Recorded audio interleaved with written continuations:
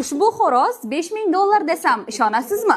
Yo'q, ishonmaysiz. Lekin Qo'qon shahridagi Sobir Abdulla mahalla fuqarolar yig'inida mana shunday narxlangan xo'roz bor. Tadbirkorimiz dastlab oddiy qiziqish bilan boshlangan ushbu xo'roz parvarishi bugun katta biznesga aylanib ketdi.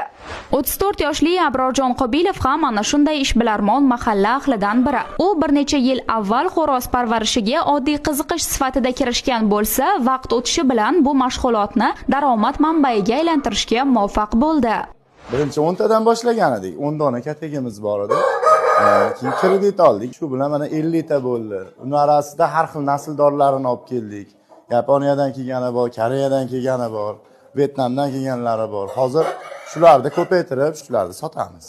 Tadbirkor imtiyozli kredit olib, o'z faoliyatini kengaytirdi. Bugun uning parrandalari orasida noyob va qimmatbaho zotdagi xo'rozlar ham bor.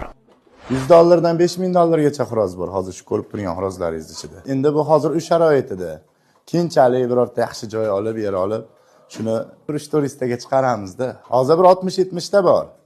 Chetda o'zida ko'rib turgan xonalaringda nasldorchilik oladigan joylarimiz bor. Bularni emlamalarini qilib turamiz, dori-darmonlarini, o'zini doktori bor keladi, suvga qo'shib beradigan tabletkalari bor.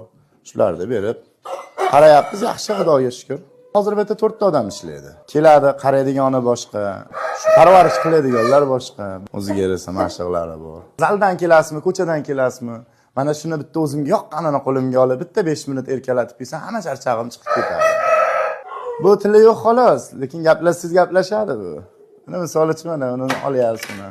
Buni olasiz. Bu ishqibozchilikda bu endi.